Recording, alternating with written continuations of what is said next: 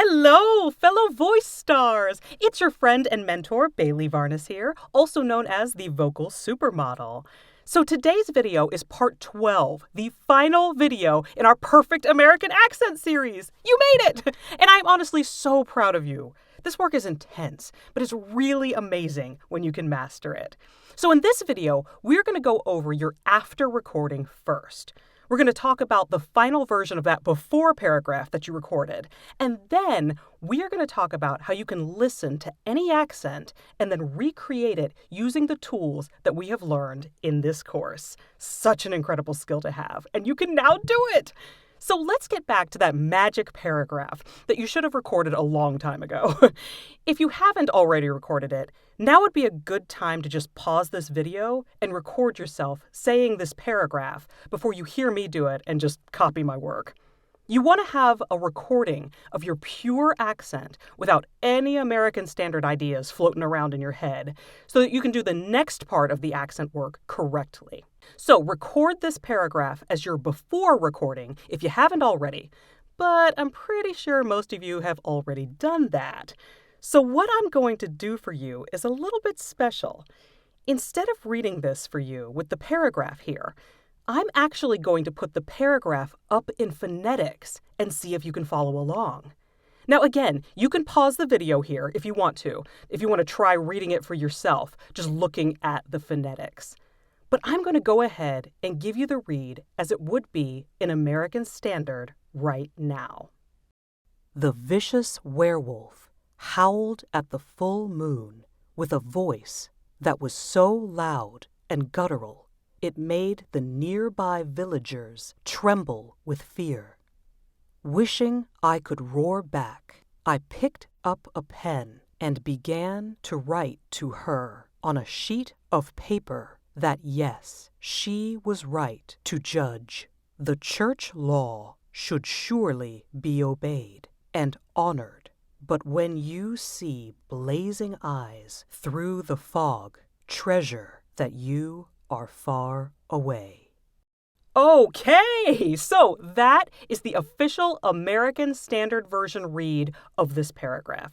And as you heard, every single vowel and consonant sound that we worked on appeared in this paragraph at some point. So it is a great tool for you to practice and make sure you're able to do them all. So now, what I want you to do is I want you to go back to your original before recording of the paragraph, because it's going to be fun.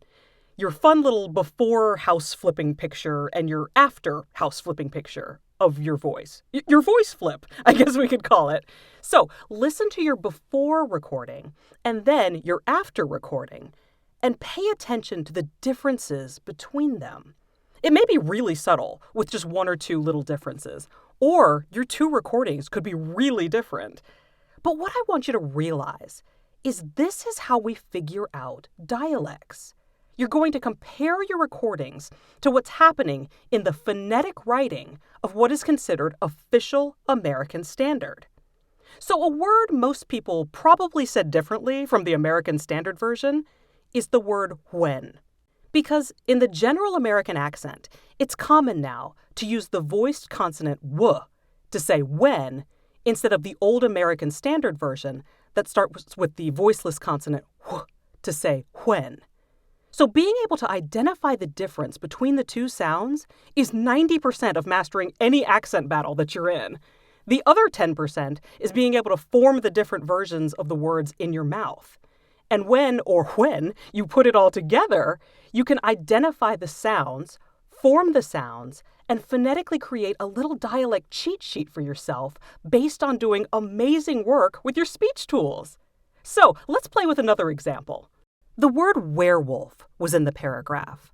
So the classic American Standard accent uses the diphthong air to pronounce it werewolf. But someone with a Midwestern accent might say werewolf, a vicious werewolf. So you can hear that they replaced the diphthong air with the diphthong ear to pronounce it werewolf instead of werewolf. So play with both ways in your mouth to feel and hear the differences so that you're able to do both if you want to. You may never be called upon to do a Midwestern accent, but being able to form sounds just by hearing the differences in others is a huge skill most people aren't able to do. And once you can do it and write it and repeat it, there's going to be no stopping you in being able to sound however you want to at any moment. So let's move on to one more example with the word fear. So the classic American Standard accent uses the diphthong ear to pronounce it fear. But someone with a New England accent might say fear. They're changing the pure diphthong that has the soft sound at the end of it and using the schwa sound instead. So fear becomes fear. So have fun with this by just listening to people without judgment. Just objectively hear the vowel sounds and consonants that are being made. Because the key to mastering any accent is you listen and hear the sounds being made that are different from you. Then you recreate and form the sounds that you hear in your mouth.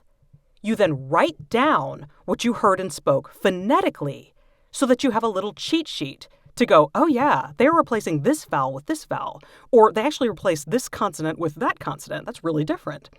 And finally, you repeat the same steps with either your natural accent or American Standard to see and feel the differences. Hopefully you don't end up like poor Austin Butler, who learned how to speak like Elvis so well he's now not able to go back to himself. I want you to be able to sound like anyone at any time, but it is so important that you know who you are and love your true sound. Because what's true and authentic about your sound is money. Voiceover castings are always looking for authentic native speakers with their real hometown accents. Just keep on practicing to be able to master any accent. And use your perfect American accent workbook to practice different sounds and writing them in phonetics. And when you're ready, try to start making money with your versatile voice with one of my free webinars or courses at voiceworkacademy.com. So have fun, love your voice, and I'll see you in the next one.